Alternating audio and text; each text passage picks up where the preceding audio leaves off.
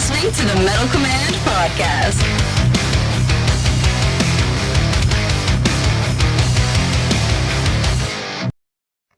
Greetings, everybody, and welcome to another edition of the Metal Command Podcast. Tony here with you, and today I'm here to talk a little bit about the band Savatage. And I went to bravewords.com, as I always do, and read a lot of the news articles. Of course, Tim Henderson, one of the greatest people I've ever met in the metal scene, who has also done a lot for the metal scene. I loved the Brave Words and Bloody Knuckles back in the day, but I love the fact he keeps up bravewords.com. And I saw an article on there, and it actually bummed me out. It said Jon Olva had fractured his spine, that they were working on a new Savatage album, and that has been put on hold for now until 2024 because, again, he fractured his spine. It's not like you're going to be able to really do much when that happens. Slipped on a marble floor, from what I understand, and I felt really bad because Jon Olva, I think, is one of the coolest people I've ever interacted with, that I've ever hung out with, and that I've ever met. And I'm going to share a story. Before I get into what I think about an upcoming Savatage album, I'm going to share a story about Jon Olva with all of you, and Chris Caffrey, for that matter, and the band in general, because they were the first band I had ever met. And they were such cool people. They were such nice people. And they were so much fun to hang out with. That was the beginning of what really motivated me to do this kind of show, to do my radio show, and to do what I continue to do today. Talk about my favorite bands, interview some of my favorite bands, and it's all started with Savatage. Now, obviously, some people think, oh my God, you met Halloween back in the day. Halloween was actually not the first band I ever met. I met several bands before that. I didn't meet Halloween until they came to New York in 1998. But I met really cool bands like Savatage and Saxon and Anthrax, and the list can go on. Nevermore, Iced Earth, a lot of really cool people back then that I got to interact with, and I could keep going on. There's tons of bands that I met in 1998 when I first started doing my radio show that were really nice people, and all of them had a hand in really motivating me to do this show. But Savatage was the band that I met who really was the band that was the catalyst to what I do today. And it all goes back to March of 98. So it was right before I started my radio show. A friend of mine, his name is Nick. He was also known as Dr. Metal from Metal Meltdown. He had a really cool show, an absolutely awesome show, actually. And him and I love the same kind of music, probably still do today. And it's kind of funny, we would compare playlists or, album of the year lists, and we'd have a lot of overlap. Some differences in the rankings, and some bands that neither one of us were into on each other's lists, but it was very similar. And he was and actually Nick, Dr. Metal, was definitely somebody who also was a person that really sort of inspired me to start doing this. So with that said, let me go into the story real briefly. And if you want a little more of a recap, you can go back to the Zach Stevens interview that I posted earlier in the year. I did tell him about that as well, a little bit, but they were the first band I ever met.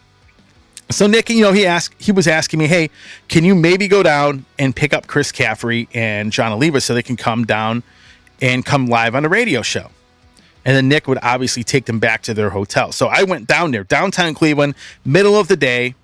I go down and pick these guys up. Now, it was at the Holiday Inn, downtown Cleveland. I remember that. I don't think it's there anymore. I think it's called something else. But I went down there. I remember meeting Jeff Plate because he was, in the hallway. And Jon Olva and Chris Caffrey come out. Now, this is the first and only time I've ever been sort of in awe of meeting my favorite musicians.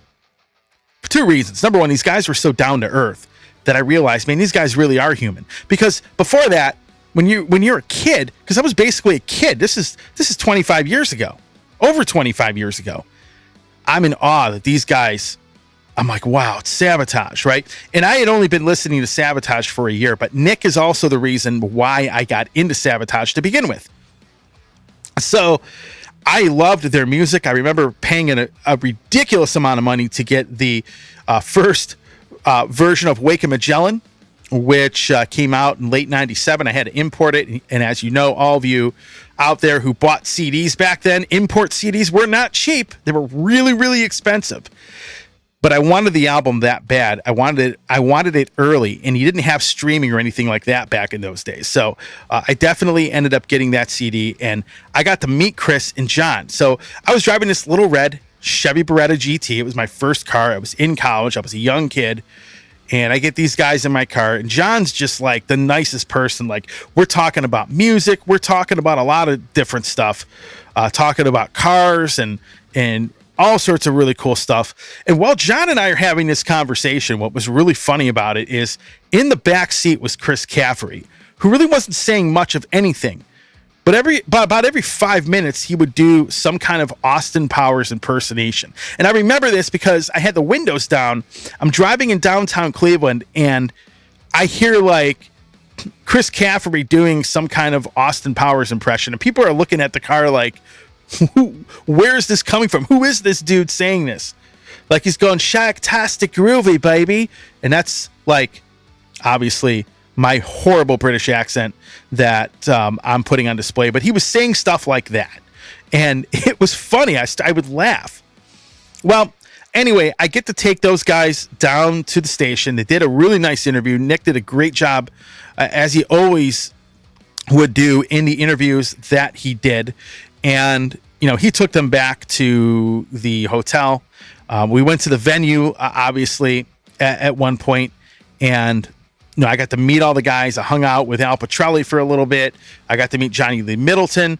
Zach Stevens actually had the flu, so he really wasn't out and about hanging out with people. But I did go on the bus, and I was able to meet him. And of course, I met Jeff Plate earlier in the hallway of the hotel. But I can remember that show and then hanging out with him afterwards. I think it was up till like 2 a.m, 3 a.m. that day. Then I had to get up in the morning and go to track practice because I was a college track athlete back then.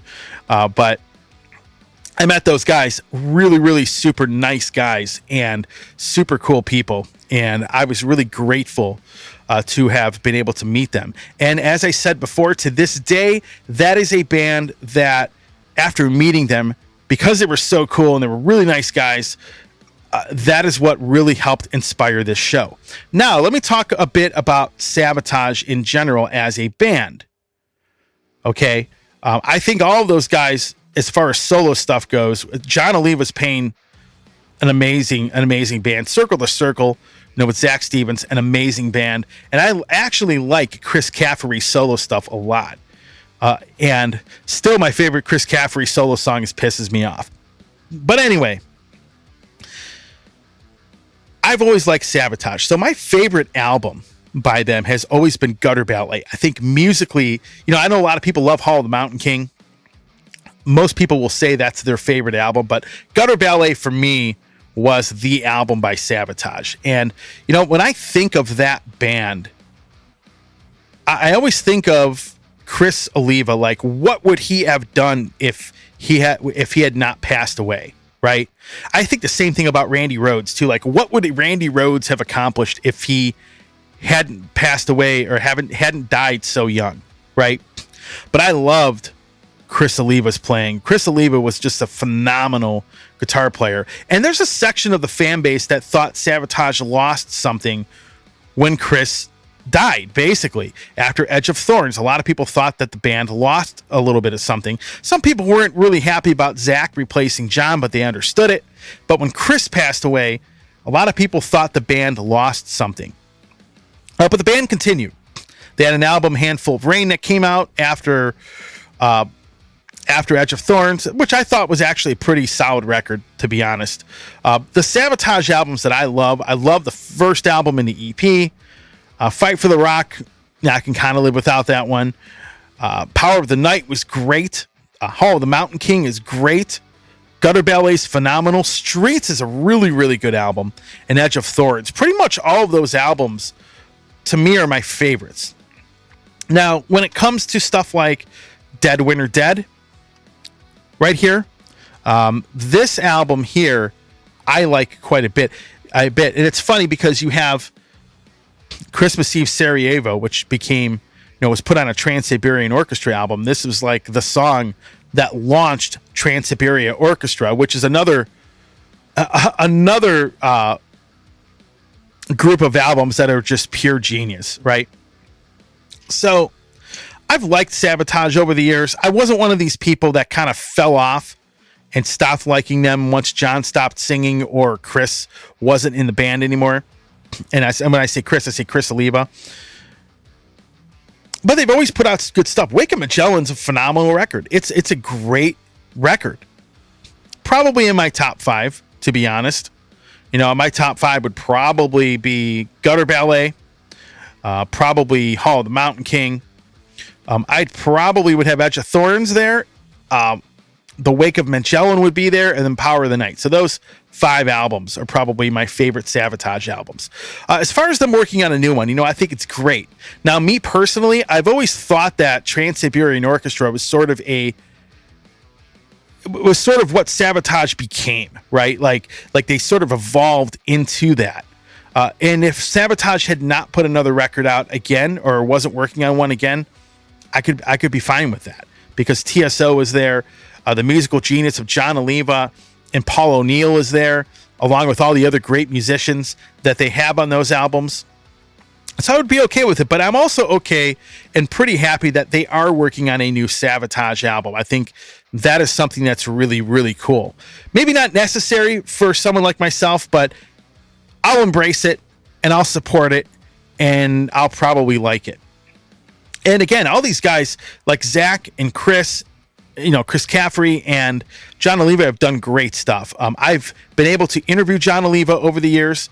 And I remember after I first met him, I think I interviewed him a couple times after that, but there was a long spell where I never talked to him. And then, I don't know, like 15 years after I had actually met him, we started talking. I told him who I was. And I said, yeah, remember when I just threw it out there one day. I was, one day I'm on the phone with him, interviewing for the show. I'm like, I remember back, you were the first band that I met, and I was carting you around in my car in Cleveland back, when, the Wake of Magellan album had come out and you guys were touring for it. And he remembered who I was. He's like, you were driving the red Beretta. And I'm thinking, how does this guy remember this stuff? But he did. And it was really, really cool that he did remember me. But overall, really great group of people, phenomenal musicians. I am looking forward to a new Savatage album. I wish Jon Olva a speedy recovery. I know he's had some health issues, and it's unfortunate, and I feel for him. But man, I'll tell you what, I'm really excited for another Savatage record. I think it's actually going to be very good. My anticipation is whenever that comes out, whether it's next year or 2025, whenever that happens, they don't have to rush it. Just make the record and, come out with it, whenever it's ready. I'm not one of these people that's like jonesing, oh my God, I have to have another Savatage album right away. But I'm definitely going to support it, and I'm definitely probably going to like the album, as I've liked pretty much every one of their albums that they had ever come out with. So with that said, thanks for watching. If you like what you see and hear on the podcast, please hit the like button, hit the subscribe button, and please leave a comment. Thanks for watching.